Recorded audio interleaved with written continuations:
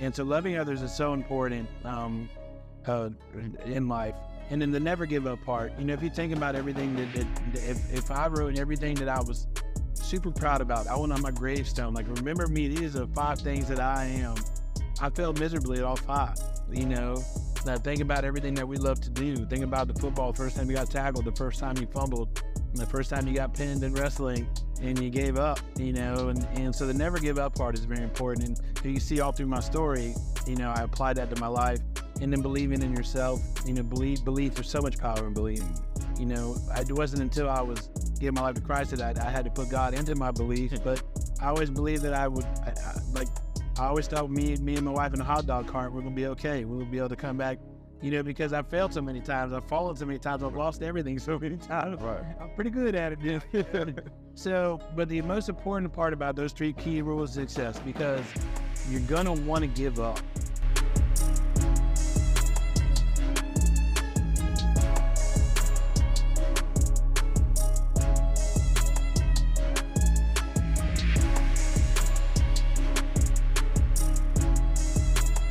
Welcome, world. Welcome, family, to another episode of the EL2A Podcast. I'm your host, Jamie Gilmore Jr. To the right of me, we got Mr. Military Man, Mr. Miles Conical. How you doing today, bro? Been pretty good today. I love it. To the right of him, we got the Rocket, highest of 7 hills. What's Mr. up, Eddie bro? Rocket, how you feeling today, bro? All right, how about you? I'm feeling great. Thank you for asking, brother. To the right of him, we got a very special guest, man, Mr. Rondo Fernandez. How you doing, brother? I'm doing absolutely amazing, man. I appreciate you asking me to be here. I appreciate you being here. So I'm pretty sure you all know we don't have to do an introduction who Rondo is. We call him Mr. Ocala at this point.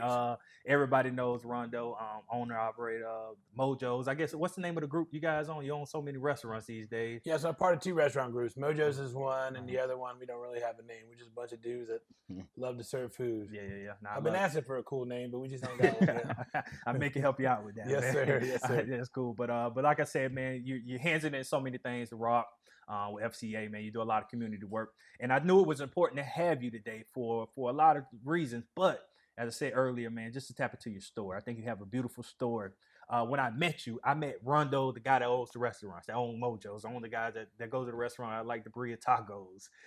But to figure out that you had more to your store, and it's crazy in the life we live. You know what I mean? You take people for what they are, and we say we don't judge, but we do judge people. You see Rondo, he owns the business. Hey, Rondo got some money, and he probably had his life made. His daddy probably handed him something, and now he walked into these blessings. But your story is total opposite than that. And I kind of want to get right into it, man. I want to go back to the day of 2007. 2007, like I say, when I met you, I never knew this happened. This was told to me, so I had to go back and do my research. So I figured it was September 22nd. 2007. 2007. So I want to touch on that day for multiple reasons, and I'm going to give you a story to why. It's kind of like a fall from grace. We get up to a certain point, and now in today's, and I'm not comparing your situation to this, but it's kind of similar if you want to think about it, to what we see right now, what's going on with P. Diddy. You see a guy that reaches a certain height, and things just fall right in the blink of an eye. You in the past, you faced the same type of situation. I kind of want to know what led up to that moment, what got you to that moment, and first let's start there. What led to the night of September 27, 2007? Yeah, so that's easy for me, man. And I appreciate you asking me because I love sharing my story, because so many of us growing up, we go through the same thing. So that story started, 20 years before that, out in the forest. I started in Miami, and then my mom moved me out to the forest. And what that did is that opened up my eyes to rural poverty, to despair, to what the wrong identity is. So the adults in our life taught us that to show your worth, it was how much drugs you could do, how many women you could chase, and how much alcohol you could do, and the ones that we looked up to, the ones who threw the good party, the ones who threw the good party always had the girls, always had all the popularity, and we were taught as a kid that if you did work, it was a minimum wage job, and Friday and Saturday was drink it and smoke it, and Monday was wash, rinse, and repeat. And so I set out to show my worth, and I was really good at it. At 12, 13, 14 years old, I could finish off a bottle of alcohol, and I was able to hang out with adults at 14 years old. I could hang out with a 45-year-old person and drink whatever he had in his cooler and do whatever he had in his pocket because they had the same mentality as we did. Yeah. And we owned a bar growing up out there, and so I was just kind of had a front row seat to that culture, and it was always a second life for me, but it was always something that I gravitated towards because I was I would like to say that I was never addicted to drugs, but I was addicted to the popularity that came along with it. Yeah. You know, and growing up in the bar scene, in the bar business, you know, the guy who had the drugs and can handle the alcohol and do all that kind of stuff, I didn't have to pay a cover charge to get in anywhere. You know, I would be at the biggest clubs in town and put in VIP and that was the identity that I when I grew up as a kid that I thought was important for me. So I chased it. I chased it with everything that I had. The only thing that kept me somewhat grounded was having kids at a young age. And I knew that I always wanted to be a phenomenal father. And so I always geared myself towards being a phenomenal father. But when I went off to work and work in the bar business, I was a completely different person. And that night of 2007 was the night that both of my lives came together. I mean, my kids would never even see me take a drink or drugs or anything, or even heard of that up until that point, you know. And I was believing the hype. You know, I worked my butt off to reach that dream, and for some reason, I was immature enough to bring my second life in with me, right? Because hey, if I know how to throw a good party, well, throwing a good party is also profitable, you know. And I think another thing that happened with me too is I went from server to owner, and that doesn't really happen in the restaurant business or the bar business. You know, I wasn't trained in how to manage properly. I was never a manager. I went straight from being a server at the Ale House to an owner, and quickly grew into a big successful business. And I wasn't mature enough to handle that or have the experience enough to handle that. So all I knew was throw a good party.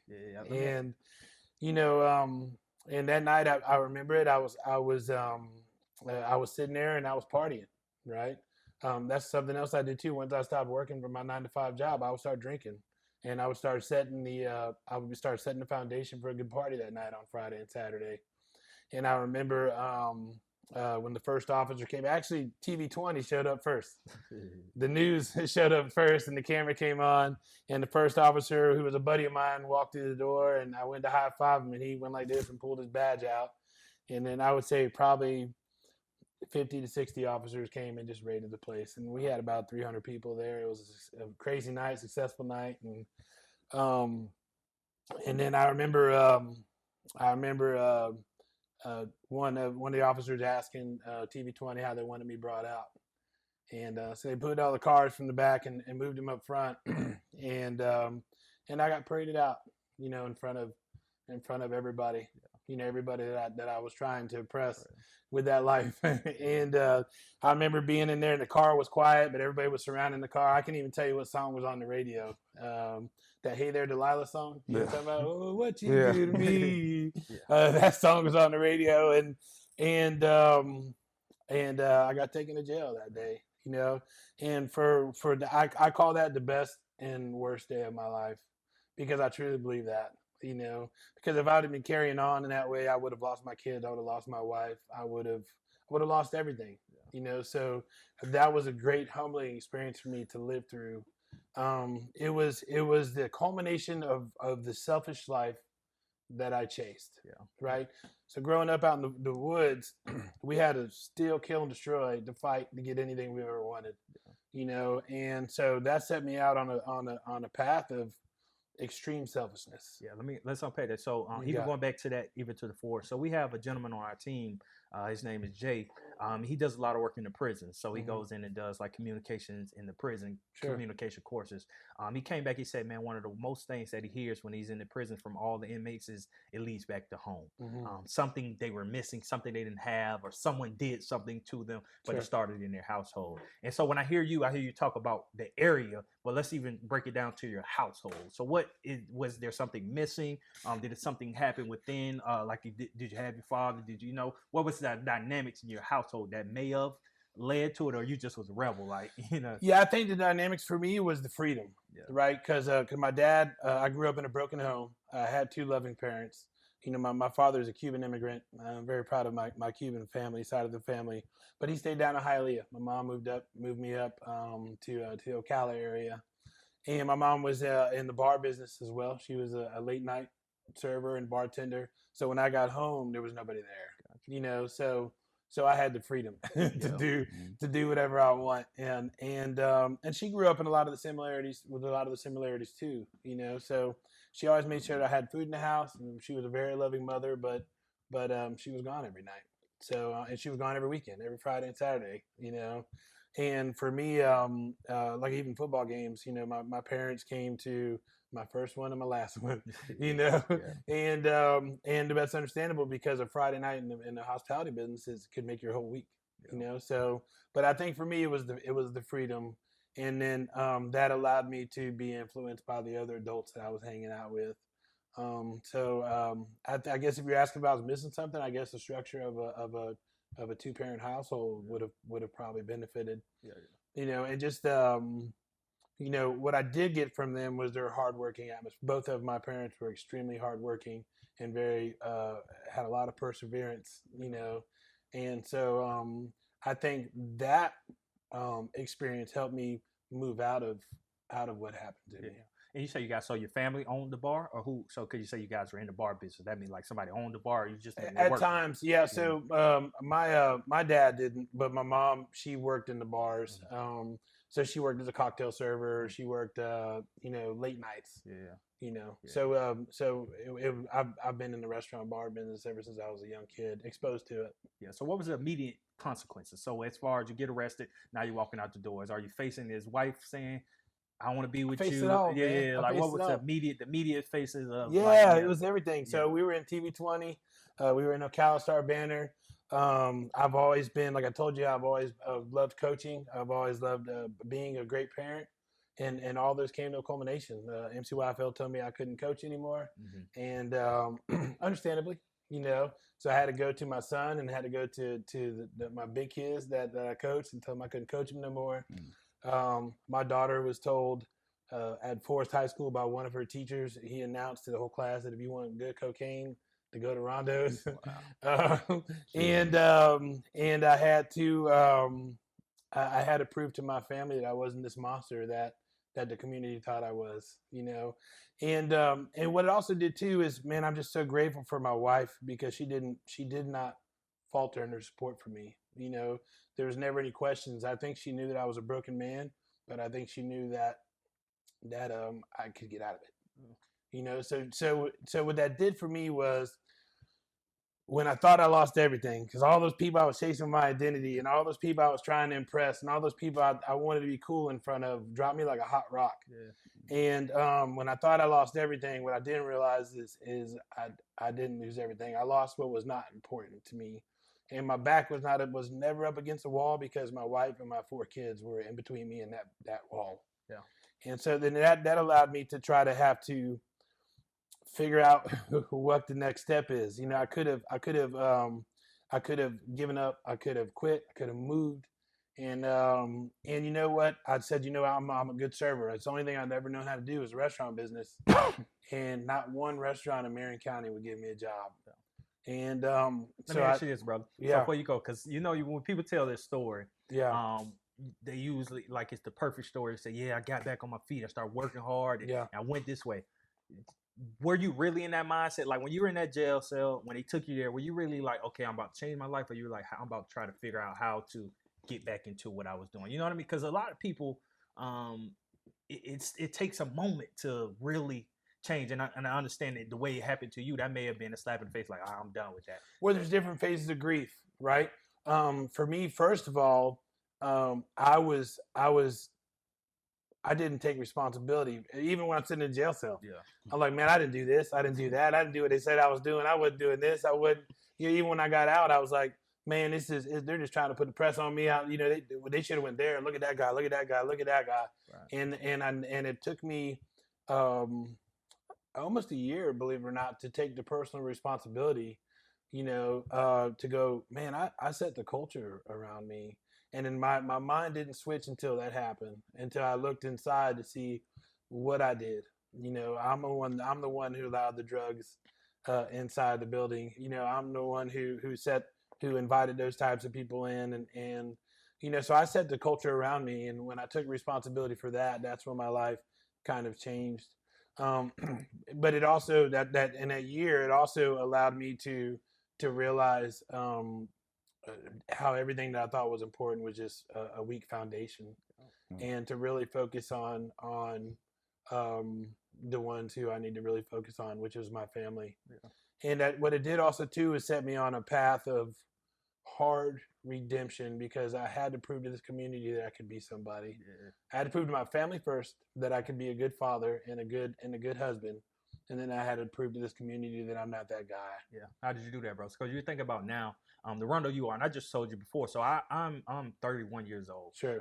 So you got to think about that 2007. I'm in middle school. So that's you're past the threshold of people that will hold you, or that thought of the Rondo that knows that happened. Sure. You know what I mean? So the kids you go into the school and see now, unless you tell them, they never knew that happened. Sir. You get what I'm saying? So, but in that time, to see the Rondo that we see today, the Rondo that can get on Facebook and ask somebody to do anything, and probably somebody's going to try to figure out how to help you. How did you build that up? Because there's somebody right there, some kid, some person right now that's in that pitfall that just fell off their high horse and they don't know where to go. So how did you build back up to be the Rondo you are today? Start preaching now. No, so, well, like I said, you know, not one restaurant would hire me, you know, and say, well, I'm going to go to catering then, because I know I can cook good food and I can cater, and nobody wanted my food.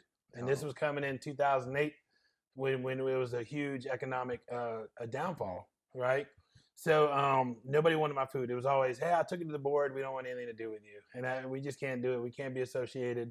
So it was just door slam, door slam, door slam. And then so I had to go back to waiting tables. And so I had to go all the way back down to the Villages to find a restaurant to hire me. And then I started talking. I said, okay, what if I give you the food? And this is during the economic downtime. So I started reaching out to nonprofits and say, what if I give you the food to prove to you guys that I'm capable? And so I used to check out this business model. I used to have to go down to the Villages to wait tables to make enough money to buy the food to give it away. And that started off as a selfish, what I'm doing for me. But what I realized is that I could take a talent that I've been given and allowing me to provide and cook and do these things, working with the nonprofits, I was making differences in the lives of people in this community. And I've always loved serving people. That's why I've been in the hospitality business. I've always loved creating smiles. I've always loved that the people were excited about what we were doing. But this allowed me to go, man, wait a minute. I can, it's almost chasing that same identity, right? That same popularity and identity, or the same, people to like you and care for you. I got to do it for pure reasons instead of negative reasons. So I did that for 2 years until I could open up my first restaurant, which was Mojo's, where Big Hammock is downtown. Yeah. And just try to work on that path of redemption, man, little by little, you know. Even when I opened up again, to tell you how big-headed I am, once I opened up my first year, I almost kind of started going sideways again, man. And then, I just said, man, what are you doing? And then my biggest change for me was 10 years ago, giving my life to Christ. Giving my life to Christ radically changed me. So it gave me the eyes to see what I was doing wrong and all the path, but also the blessings that God's put in my way, and the blessings that I learned from everything. So once that happened, it's like, okay, now you're here. What can you do to make a difference? Because I've always had that impact. I've always had the impact to lead people, to do things. And until that time, it's always been to the bad part. You know what I mean? If I get everybody to do wrong, then it's got to be right. You know what I'm saying? So I was throwing good parties. I was getting everybody in trouble. I was getting everybody's marriages. You know what I'm saying? So I've always had that ability to have people lead and follow or believe in what I'm doing. But it didn't happen until I gave my life to Christ for me to be able to take that talent that God's given me to be able to impact. Yeah. How did you go down? How did you go to that path? How did you get there? Was it a mentorship, or how did you figure out that you know what I mean? That how did I come to Christ? Christ, right. Yeah, man, it's a great story. So so there's a gentleman here in town that works at one of the nonprofits, and we used to do so much drugs together, man. It's not even funny. Yeah. And he was going down a dark path. He had lost his father, and he went off the deep end, and I never thought I'd ever see him again. I mourned him. And then one day, 3-4 years later, I see him walking up, man, lost a lot of weight, looking beautiful, man, had a glow about him. And I said, "What are you doing, man?" He said, "I'm a pastor." And I said, "Me, you know that." I might have said a couple cuss words, and I said, "You're not a pastor, man, you know." And he goes, "Yeah, I'm a pastor, you know." And then something tragically happened to my family, and I really needed somebody to talk to. So I went down and talked to him, and he would happen to be. I walked down to his church. And I went down there, and it gave me the familiarity or comfortable. Because I used to joke, man, when I step my foot in church, the carpet's gonna sizzle. I used to celebrate going to hell. I did. Yeah, I'm bringing the meat. I used to tell people that, you know. And so for me to walk into a church and to him counsel me, and then he wanted to marry me and my wife, because I was engaged for 9 years. My wife, like I told you, she knew I was broken. So, but she never gave up on me, you know. And then finally, so he married me and my wife. And then shortly after that, just going to church. I was going to church for about 8 months, and I still didn't believe in Christ. And then I heard the message of God's grace one day, and that kind of blew my mind. Because at that point in time, I was going to church. I was like, man, I'm going to go just to get my kids to heaven, or maybe get my wife to heaven. It's way too late for me, you know. So I spent about 8 months of living a Christian life in case. You know, and living just by the principles, and my life was changing. And then one day, man, this was in January, we went out to Lake Weir, and I did every drug but birth control that day. I thought that I built up enough Christian brownie points, you know, enough good brownie points that I can go and blow the carbon out, so to speak, or go turn into the old Rondo. And then my friends did what friends like to do. They dropped me off at 5:30 in the afternoon. The sun was still out. And I couldn't even talk. I was wasted. And I walked in the house. My wife knew. She could see it on my face what I've done. And then my young son was going, "Daddy, what's wrong? What's wrong, Daddy? What's wrong, Daddy?" And I couldn't utter a word to him. And I passed out at 5:30 in the afternoon. And this was in late 2013. And I woke up the next day, man. And the old Rondo would have been, whoo, man, he done did it again, man. I would have called all my buddies, man, and celebrated it, you know. But my wife was upset, man. My kids were upset. The dog wouldn't talk to me. And I had a choice to make. You know, the old Rondo would have put on the blackout curtains and passed out. But I went and took a shower. And I took my family to church. And I prayed for God to show me how to be a man that day. In front of everybody. So I that was the question. I mean, we had going past it because even when you said, you know, the first time you did it, I always think. I know last podcast I said, you know, the things that I do, I always do I honestly want to make my family happy. But there are times that I drop the ball because I'm trying to make everybody happy, and sometimes that's going to take dad away from the household. But then I think those moments where I do make those mistakes, and I know that my kids do see me in the back of my mind. I'm like, how are they going to take it, or how are they going to take me in the future? Even with some of the mistakes that I've made, you know, up to this point, I share. I think I was talking to my brother, and I was saying like, how right now my son is 7. He at some point he's going to be a man. I know he loves his mom to the bottom of his heart. But it's like the mistakes that I made in life. When he gets older, will he be able to forgive me for what I've done, or would he hold that against me? So then when you were telling the story at the beginning, in my mind, I'm thinking like, how did you mentally wrap your head around it at that point, you know, when you were dealt what you were dealt at that point in time, being on TV 20 and, you know, getting arrested and all that. So now your kids see this. So it's like, dang, how did you get through that? Because now I'm over here, I'm asking myself, because I'm going to ask you. So I'm like, you know, how did that happen? Because again, you know, this is real life, because I'm faced with something similar, not to that detriment, but something similar. But then, you know, you get past it, and I guess the love that your family have for you, the love that your kids have for you. Sometimes we say, the things that we're dealt with in life, our family members are the ones to help bring us through those tough times, the love that we have for our family. So even to hear, you know, going from where, you know, the first time to you passing out on the floor, and then you knowing how much you affected your family, that was enough for you to say, nah, let me get my life together, because had it not been for them, had God not allowed them to stay in my life, where would I be? Would I even be here? You know what I'm saying? Yeah. So I commend you on that, because at the end of the day, we have a lot of men that when faced with tough times, they don't see the good in the bad. Yeah. Even in that point, I mean, our family is our family. So it's like, where are they going to go? They're Yeah. going to always be my son. That's going to always be my Mhm. wife. But at that point in time, again, you allow that tough time in what you were dealing with. God revealed that this is what you're doing it for. This is why. This is your purpose, and that would allow you to bring yourself to God. So I commend you on that, because that's I appreciate that. And so after that day, I went back to that same lake in July 19, 2014. Went back to that same lake, and I was able to get baptized. And then I turned around, baptized my wife, my 4 kids, and my mother on that day. And that day, and if it wasn't for that message of God's grace, I would have never walked back into a church, because I would have like, man, Rondo, you did it again, man. You done messed up again. But that message of God's grace, that I could turn around and come back in and redeem myself, and turn back to God, and he'll if I just make myself available, But I heard that just barely weeks before I went and did that. It's like, man, you just knew that about that timing. It was just God's timing, and so then after that, I just set out on a path to try to help others, not make the same mistakes that I've done.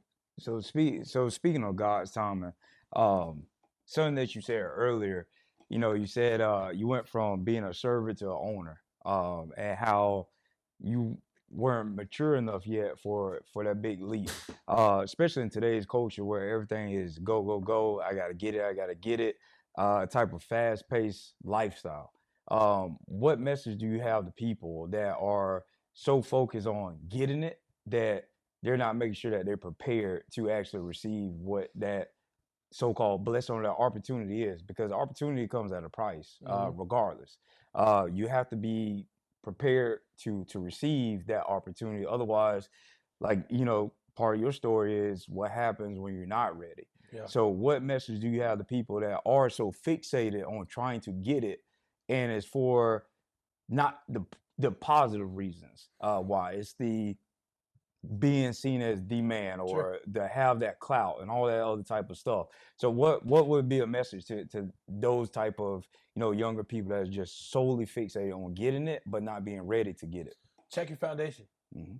Right. So my whole life was built on a shaky foundation. Right. It had the pieces that I could have needed, but it wasn't cemented. Right. So you have to make sure before you build it. It talks about all through the Bible. Mm-hmm. I wish in the book of Luke, it says talking about counting your costs, and what kind of fool build a tower and he don't have everything it takes to finish that tower. Right. So I would check your foundation. If you're living a life of turmoil, if everything in your life is sideways, you're not going to have the ability to build anything upon that. It's going to continue to be a shaky foundation. So if you have a good foundation and things are right and you're ready for the next step, so consistently audit yourself, which is the toughest thing to do, right? Especially from being a man, the hardest thing for me was to realize that I needed to be saved, and the second part was walking into that church, It was tough. But if you could check your foundation and audit to make sure that your life is set, even what you guys have done with Cut Different, you guys would never been able to do this while you're still playing football and do these types of things. Your foundation was set before you decided to build Cut Different, and I think you guys are seeing the fruits of what you're doing. So anybody who is expecting things or asking for things or not sure why things aren't there yet, it's to check your foundation also too, and to trust God's timing, because I've found a lot of times that if you ain't where you think you need to be at, something in that recipe that God made for you, but the reason why your cake ain't coming out right. Exactly. You know what I'm saying? Yeah. Because you're not adding the little things that you're supposed to add, or you're not baking it properly, or you're not waiting it for it to bake right. You know, so consistently have the ability to audit yourself. Don't be blinded by the want, the need, and the fact that you don't have it. Sometimes as a human race, we get so focused on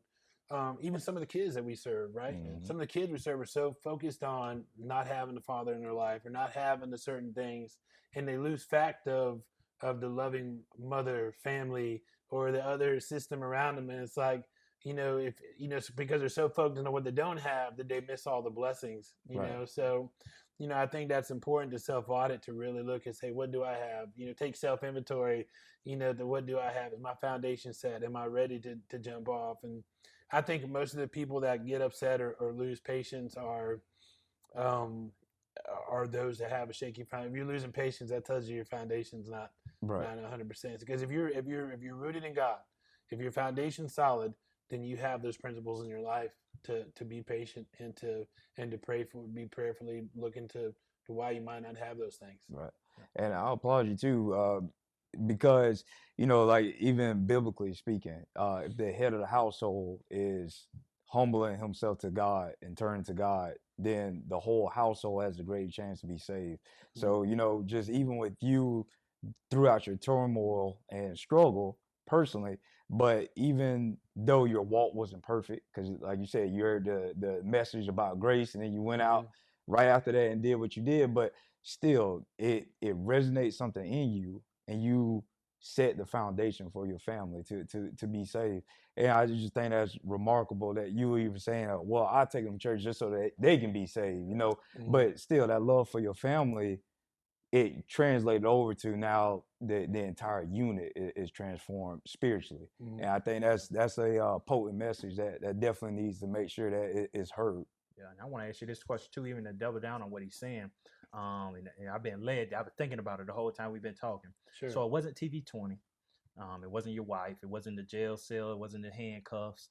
I think your child and I had a little bit to do with it, but it was God that turned you around.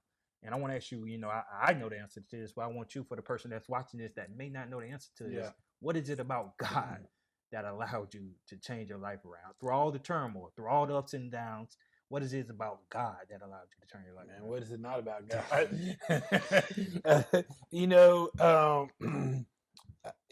What is it about God? The message of grace, the message of forgiveness, the message of unconditional love. Every example of how to be a proper man, a proper person, a proper human is in the Bible. And I walked that walk for 8 months before I believed in God. And having that faith to walk that walk is what really helped me believe in God and was changing my life. So, when you put God first in those things, what would Jesus do to get that tattooed on my arm? I'm sure we'll probably start a whole nother discussion about tattoos in the Bible. But, I need that, because I get to ask those questions. But all the basic principles that he's allowed me to be able to put in my life, forgiveness is a big one. If you think about a lot of the kids we serve, some of the anger that they have is rooted in not forgiving. Think about some of the adults we deal with. Some of the stuff that we get persecuted on some of the service that we do. I still get people that post my mug shots and post my newspaper articles on social media and things. And it's easy to let that distract you, but when you're rooted in God, you have the eyes to see. You have the eyes to see. And one thing we didn't talk about was God's peace. Right? So the peace that he brings us, man, right after I gave my life to Christ, and my wife did too, a year later she lost her dad. A year after that I lost my dad. And if we wouldn't have had that faith in God, we would have been lost. My wife would have been broken. I would have been broken. That was my Superman. But having to believe that I'm going to be with him again is that peace. And to have that peace, like even when you have turmoil in your life, the fact that the Bible says that all things work for good, right? That promise that he gives to me brings me so much peace, even through COVID, right? I had to shut everything down, but then when you believe in that promise, you start looking at, okay, all things work for good. God, I believe it. Right now I'm lost. I'm in turmoil. I don't know what's going to happen, but I believe in that promise. So if you can fixate your eyes on what good can come out of that turmoil, you're going to heal so much quicker. You're going to start walking that way so much quicker. My life did not become perfect when I gave my life to Christ, but having that GPS, that Bible Waze app that says, hey, there's danger here, and then reroute. You know what I'm saying? So, to have that map on how to run that race, is that when you start following that map, even if you don't have his faith, that's how you show that God works, because because when you apply all those things together, it radically changes your life, you know, and just the way, I mean, your everyday dealings with your wife or your kids to give them. Now it's a lot harder now, right? So the pre-Jesus Rondo, I led to intimidation with my kids, right? And then my youngest one, I was all about peace, grace, and forgiveness. And then you got to really parent at that point in time, you know. But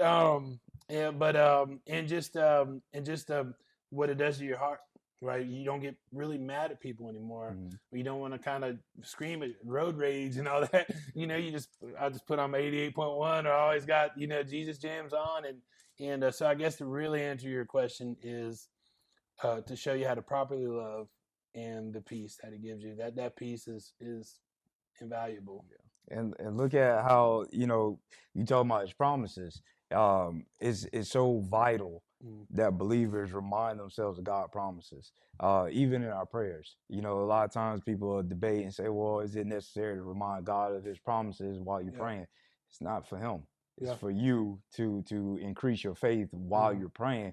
And, you know, just your story is a testament that, like it says that, you know, God has the power to restore things that have been pulled away because of our own actions. You know, he will replace what the locust has ate, you know, pretty much. Yeah. So for you to go from server to owner to losing it all, now we see the Rondo that's today.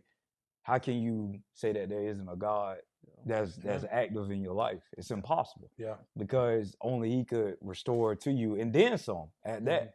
And so through your commitment to community, serving those and loving those that surround you, you continue to be blessed in front of all those that may sit there and, you know, post your mug shot and all that. But what's it worth now? You know, it only thing it does is just show his power. So anytime someone posts those mug shots, anything, I know you said sometimes it can still bother you or certain things, but just know that it's just still just proving that God works. Yeah. You know, it doesn't really, I kind of love it because it gives me the opportunity to talk about God, right? Yeah. That's all. You're going to tell me the first part of my story. Let me tell you, you know, how it was winding up. And it also allows me to use another principle, which is that forgiveness. So if somebody comes across you, somebody really did something against you, when you earnestly pray for that person, it gives you just a whole nother way to look at that person. It's like, so now when somebody comes up against me or does something or verbally says something, I come to a place of sadness now more instead of madness. Right? I'm like, man, your life really must be. I mean, instead of going, man, that son of a gun pasted did what he got to go. I'm thinking, man, this dude took time out of his day to go on Ocala or whatever and search my name and try to find a thing and then copy it and then put it back up and try to paste it. I'm like, man, that dude must live a sad life. Just pity him. So then when you just pray, man, hey, God, please work in that man's life. You know, give him a purposeful life and give him, when you do that, man, you know, it just, because they say when you don't forget somebody, it's like you drinking poison hoping they get sick. You know? And so it's just, man, there's so many ways that God just works and so much wisdom in his word. And the only times we really get in trouble when we stop following it, we start going on. That's true. Rondo and Miles power. That's exactly what it is. That's what it is. I tell you, even for myself, I know what it's like to be self-centered. I know what it's like to be all about yourself and always chase things that you want. You know what I mean? From a young age, I was that way. When it's sports, a girl, whatever, you chase. You know, I wasn't, you know, walked out in handcuffs, but at my time in my life where things weren't going the way I wanted to go, you know, my pitfall in life, and I'm like, what's now? The thing that saved, the thing that gets us here, that helped the birth of Cut Different. I asked God, what do you want for my life? That's right. What do you want for my life? I've been chasing the things that I want.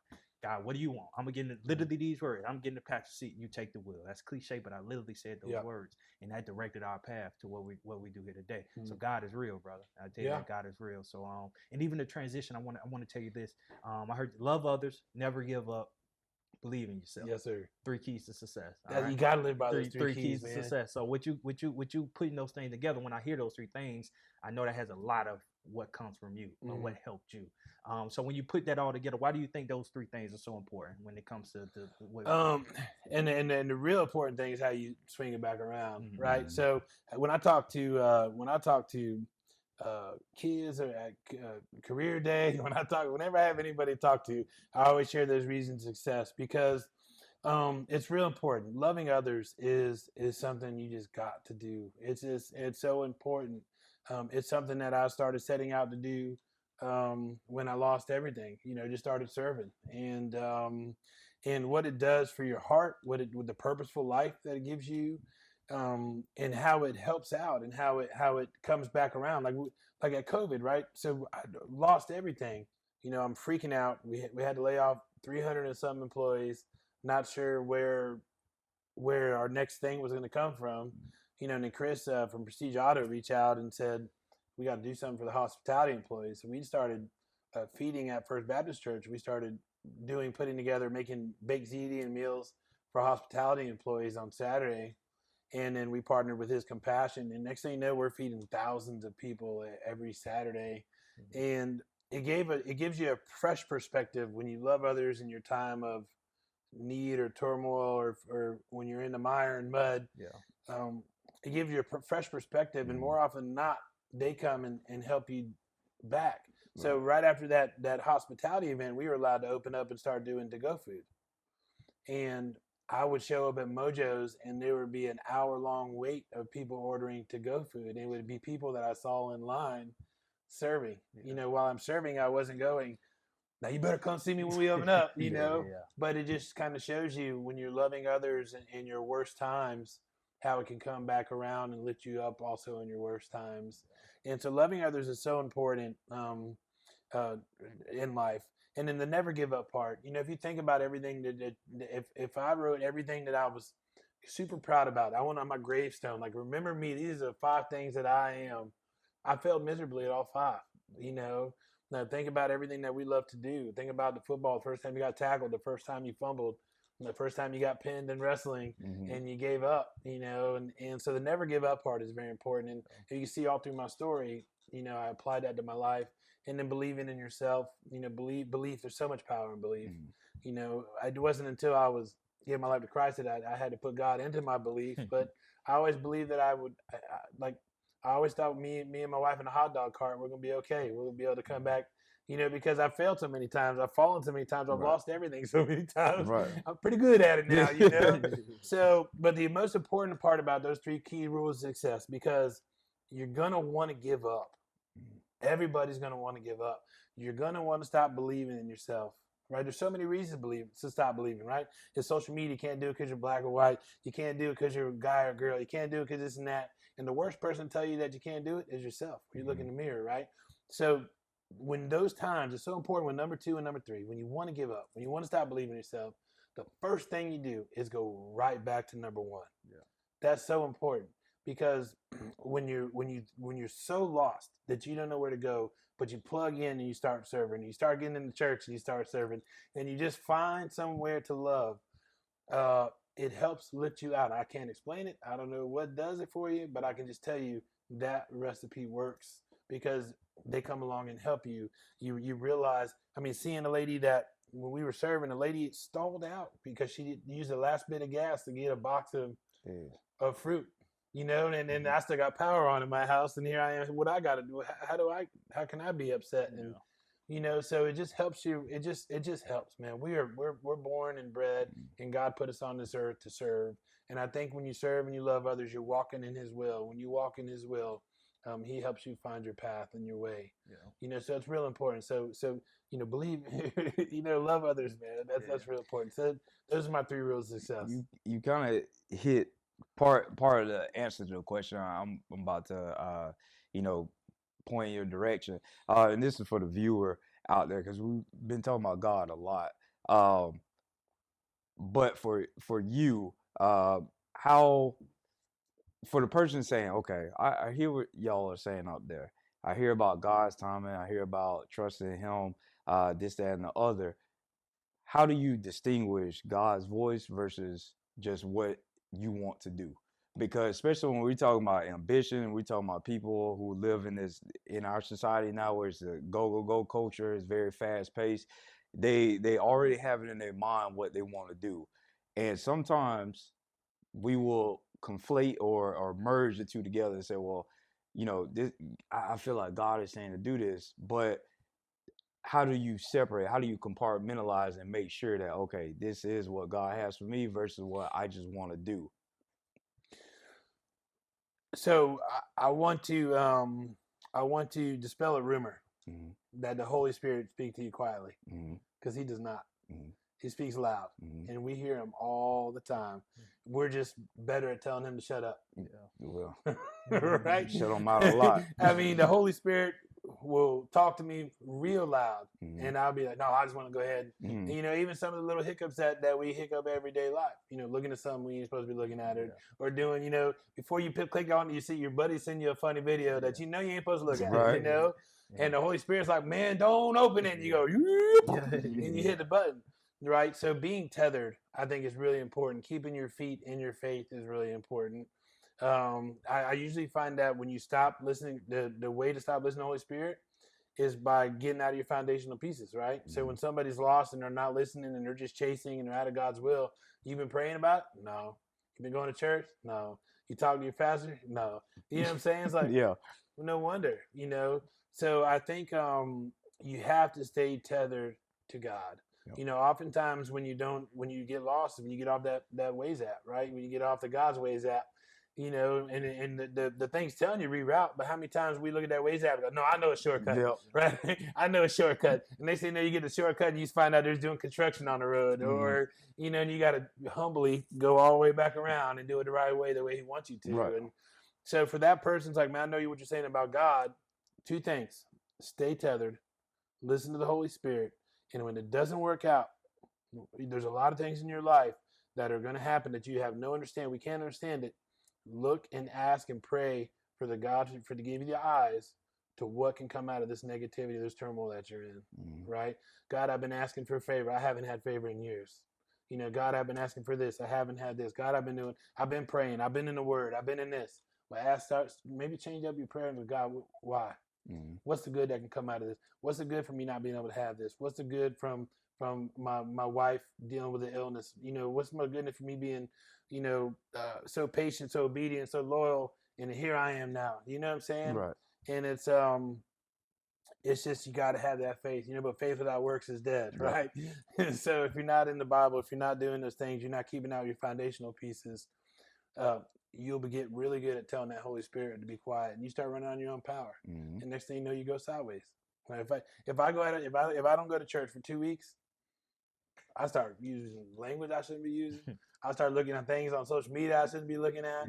You know, it's when I untether from God, you know, is when I start running on my own power, and then next thing you know, pretty soon, I'm not running very well. You got wrong. Yep. Do you ever ask yourself, why do people love you?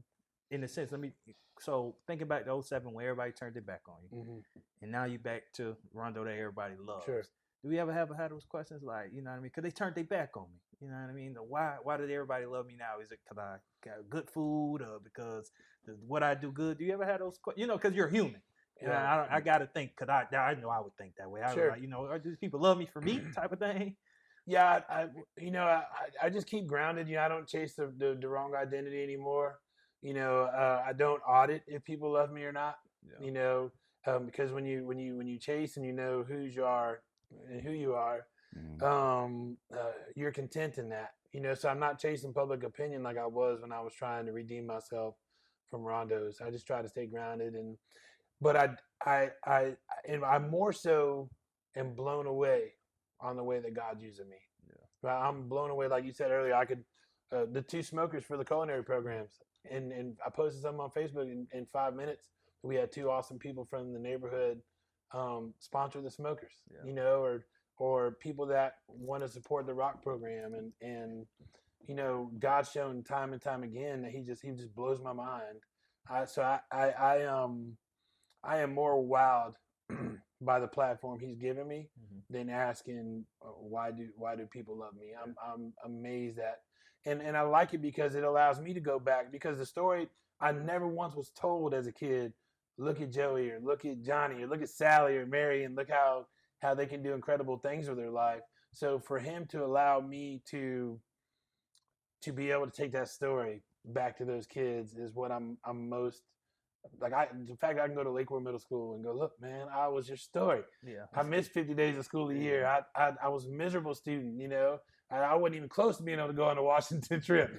You know, I mean, so to be able to go back and look at those kids, and I'm telling them my neighborhood is their neighborhood, and the fact that I can say, now look, and I dropped out of high school. Everything negative that can happen to somebody's life, happened in my life.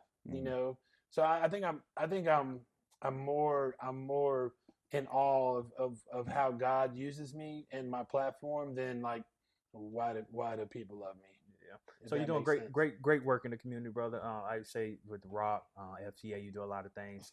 So I kind of want to turn the conversation more so to the youth.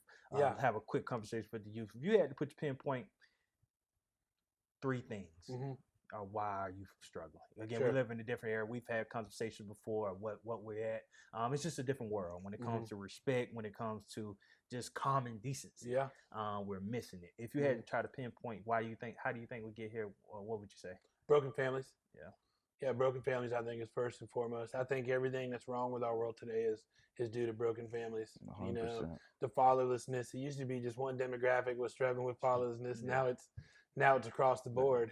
And if you look at the cultures that are successful, they have strong families. If you look at the demographics, minorities, that have strong, successful lives is because they have together families. They have discipline in their families.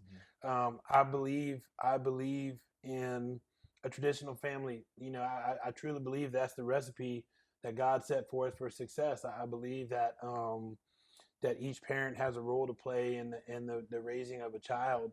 And I think when you mess with that, I think it's such a fine, carefully put together recipe that I think when you mess with that, you see the struggle.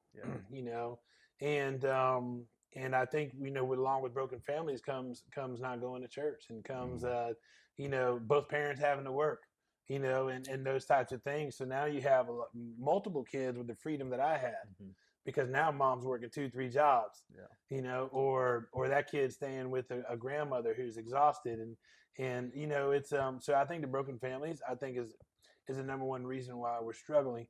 And I think another reason why we're struggling is because we haven't made our youth a priority, right? So I think we were talking about it before the podcast. But everywhere else in life, when somebody's on a dangerous path, if somebody's drowning, if somebody is hurt, if somebody's life is in danger, all sirens go up, helicopters go up, all hands on deck. But we have so much youth living in such a dangerous path. They're drowning. They're in dangerous situations. Their lives, they're dying in the streets. But it's not all hands on deck, right? So we're not prioritizing them. We're not putting them first. We're not making sure, to me, every resource that we have as Americans should go to our youth, and strengthen this and turn this around, But then, if you look at the people that we're supposed to look up to, the people in politics and our leaders that we're supposed to look up to are acting like children themselves, right? So who do our youth have to look forward to? That they're coming from broken families, so they don't have the perception of what a strong family unit looks like. So when they go to the world to try to find it, and we celebrate so much crap out there in our music and everything else they have to look forward to, and then the leaders, okay, well, let's look up to our leaders of our country, and then they can't be civil and they can't lead with the way they're supposed to. So our youth has grown up without the truth, and that's why I'm such a big believer in FCA. Because if you can see these kids, in FCA, man, I want to say we're almost 3,000 kids every single week that are coming to these Bible studies, and they sit down and they just want the truth. And I think it's because they're just getting fake so much, even from the parents. You don't know a bit of a can of worms with me now. But even like the parents, the stuff they're listening to on music these days. And then my friends be like, man, but we all had Two Live Crew. Yeah, we all had Two Live Crew. But when mom pulled up in the driveway, that Two Live Crew tape went underneath the underwear, inside the socks, and now the parents are singing it with them in the car. They're doing TikToks with it. Yeah, doing TikToks with it. And it's, I think getting back to the traditional family model, and I think all hands on deck's got to happen, man. I'm so frustrated with money going here, money going there, money going here. But then you go to some of our schools and the ACs aren't working, and the paint's coming down off and I'm like, man, if we could just have a fraction of that money to win to this thing, and we invested in this youth and make a difference. Think about the programs that you guys do. If we can install that program at every school, imagine the change that would happen. Why do I have to go out and beg and crawl and everything to make sure a kid has underwear and socks and deodorant. Yeah. You know what I'm saying? And the reason why you guys need a mentorship piece is because the mentorship piece is gone in a lot of these homes, you know, and it's like, if we could come together and just invest in our youth and say, that's it, we're raising strong children from here on out. Right. And this is the way we're going to raise them, you know, but we try to raise them every other, you know, we try to be everything to everybody. You can't be that way. Exactly. You say, this is our model. We're raising our children this way. You're not touching our children. You know, and you look at some other countries that do those things, and those kids are starting to be successful. Yeah. You look at some of the countries that we're rivals with, everything that their children are allowed to take in are ran through a filter, and they're only being able to take in positivity and only able to take in, you know. So I think for me, I think it's strong families. That those kids need a structure. I believe in that traditional family model. Yeah, to piggyback what you're saying, I think we wait till it's too late, man. To the same thing, we have a reactive society. Again, we have a lot of great nonprofits that are here, but a lot of it's reactive. It's like a problem occurred, and now we're trying to fix the problem. Yeah. When we jumped in, we said we wanted to be proactive. We want to get a kid at a young age, what you're just saying, to make sure that the problem never happens. Even if it comes down to mentorship, I don't care if you come from a 2-parent household or if you come from a great, you need mentorship. That's need guidance outside, because again, the world is crazy. When you step outside, you need to be able to have the tools and strategy to deal with this world. And to your point, I feel like all our resources should go to the youth. We always say the youth are our future. We say all these cliche things, then why wouldn't you build up your future instead of putting your resources into other things that are basically, and again, to people, other people need help.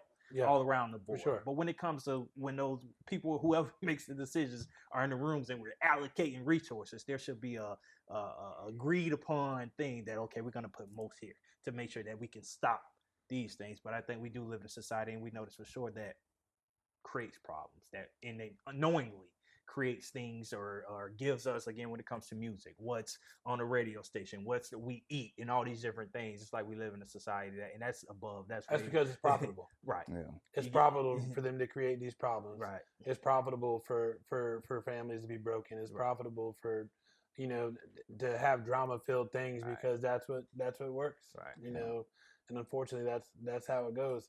But I believe with you, a lot of people are reactionary. Yeah. You know. And I applaud you guys too, you know, for what you do in the community and seeing that issue, because forever it was like, you know, somebody's got to do something about it. And, you know, and I love that you guys stand up and met the needs of those young men. You guys do amazing work. It's awesome to see. Yeah, and I love it. I want to even touch on this while you're here. So you said something to me, and that was pivotal. And this may be the platform to break it, or the conversation to break it. You called me after one of our bank. I appreciate you for being at our banquet as well. Yeah. But you called me. You said, "Man, when you guys are going to open up your program to more young men," which I appreciate you for that. For even saying that, you know what I mean? Because a lot of people sit on things and for whatever reason. But just to let our program's for everyone, man. We don't have no limits to our program. And again, this is more so to the viewers, people that may watch this, because Rondo's here. Man, if you're a white kid, purple kid, if you want to be a part of Cut Different, come sign up. That's a big thing. But I will say, the reason our program was started is about literally what you just said. When is enough enough? Yeah. Yes, we are focused on African American male, because if you look at any statistic, if you want to go to the schools and look at the grades, alternative placements, whatever statistic you want to look at, who's the lowest? The African American male. And I got tired of us preaching team. We preach team so much. I've been a part of sports team all my life. One thing about a team, you're only as strong as your weakest link. And one of my sports, I play sports. If our quarterback is hurting, we're going to send him to a quarterback camp. We're going to get him specialized help to help him be a better quarterback, because we need him to win. We've been a part of a team, so-called team, a community that's allowed a group of people to be the lowest for forever, dying in the streets. All the odds are against them, going to prison, everything's against us. But when are we going to send specialized? The same thing you said. When are we going to stack the resources to this one population to help them succeed, to make the team better? You get what I'm saying? There's no selfishness. If it was a Cuban, if white, whoever's, let's send help. Let's get these people help so they can be better. So again, I appreciate that, and I wanted to address it just to let everybody know, man, we for everybody. We just want young men. I love men. You know what I mean? And I believe men are leaders in the household. Men are, and that's not saying women aren't leaders. Women are leaders too, but we need strong men. We got a whole population, and that's why the young kids that we deal with don't have their fathers, don't have these key things that they need, because they're men that were allowed to build up these habits to not be able to be the man that they should be, and it's crippling our society. It's putting us into a society where we get what we get now. And I believe that when we build up these boys to be men, that we can get back on the right track. I think that's how we get back on the right track. Again, we build young men that are going to take care of their family, that are going to be out in the community and be on the front line to be able to make sure that we make the change. I got no doubt, man. Yeah. Getting to know some of those kids, I got no doubt that they're going to do incredible things. Yeah. I just think if we can all create that model, and invest in our youth, I think we could really change our community. And I think we're good suited for where we're at in Marion County. I absolutely love this community. For sure, me too. And I love our leadership in this community, from our school board to our mayors to our law enforcement. I think we're good suited. I do worry about our growth, to being able to keep that, to be able to keep that, because it's putting such a big burden on the nonprofits too. We don't talk about that aspect. It's like, okay, we want to grow, but then our nonprofits are all maxed out. Our schools are maxed out, so it just grows the need. But I think we're well suited in this community to show a good model that other communities are able to take and grow to make a change. And I can't wait to see the fruit. I can't wait to see those young. I mean, how many we had? 30? Was it 30 in that banquet I saw? 25. 25. So I can't wait to see what those 25 men are going to do, and they'll multiply it out, and hopefully, what we're doing with the Rock, we're trying to work on franchising the Rock out, and being able to get into Sumter County. We just moved into Citrus County, to be able to meet the needs of these students and take away the things that might be hindering them from being great. Right. Yes, so the same things that you're doing is you're giving them skills and exposure and the courage and the ability and the knowledge to stop making excuses of why your life might go sideways. And we meet the physical sides of it and the spiritual side of it. To say, we got you, man. Go be great. We got you, And I think I'm grateful for that opportunity. That's a team. I would say too, when we're talking about a community, I can't help but think back to Give for Marion. And the reason why I bring Give for Marion up, because when you think about what happened in that time span, you're talking about $3 million raised in 33 hours. There's no excuse that the community can never come together to help solve the problems that we face. Yeah. Bottom line, there's none. In 33 hours, if we can raise $3 million with 5,000 plus donors, 7,000 gifts, and we're in a population of 400 plus thousand in the county now, if everyone would actually focus on alleviating the problems, without a question in my mind, the problems that largely plague our youth, family systems as a whole, would pretty much be a thing forgotten. It's just, we have to remain intentional about what it is that we want to do, because we have so much here. We have a lot of good people here. We have a lot of good, like you said, there has been a shift of sorts, and you have a lot of focus being applied now to the community overall, where people are now stepping up, doing things more so in bulk now going forward. But we cannot forget what we were able to accomplish during that, that 33 hours of giving. That's one period out of the year, but imagine we did it periodically. Not saying that it's always just for the prizes or for the accolades for how much money we raise, but if we're true about changing our community, it's already here. We already have all the assets, all the resources that we need. So, going forward, I know sometimes on social media, people will sit there and see things that's going on locally and be like, well, we can't do anything about it. That excuse no longer resonates, because we've showed it time and time again. Every time we do Give for Marion, it's getting bigger and bigger, where how much money is collected that goes back into our nonprofits that help the communities out. So, it's just, we have to pay attention to what we already have accomplished and use that as motivation going forward to keep building up on it and not wait for an annual event to reinvest into our communities. Yeah, well, I think the benefit of Give for Marion, and I think Ashley and Lauren just do an amazing job. It's exhausting. It is. It can be. I think this last one was on my 50th birthday, man. I was just begging for deodorant and underwear, man. But I think we live in such a giving community, and just like you said, it's a small portion of our community gave that $3 million. But I believe everybody truly wants to be a part and plug in. And I think what Give for Marion does is it gives the regular donor the $10 donor, a place to plug in and be a part. And I think that's why it's growing and doubles each year, because I think it's more of us about, I think we should really be more about sharing the education about this is coming and how to give and how to be a part. And I think it'll grow more and more. But for us, I mean, what we've been able to do at the Rock program through Give for Marion and just the mentorship that the Community Foundation gives to us has been amazing. And then if you look at the picture of Give for Marion, right? Even that night, the diversity in that crowd, there was, every race, culture that had something that they cared about or something about the part of the community, and we were celebrating together. And so what a night, I mean, for me, what a night to celebrate your birthday on. I would have rather been the Keys, but I left more inspired by the diversity and by the ability and and I know a lot of nonprofit directors, we're all a little bit loose in the head a little bit, you know, and for them to see all their dreams, everybody's individual dream, how they can impact the community, be successful on that one night together, and for us to celebrate that together was awesome. And the way we all work together, and we all love and support.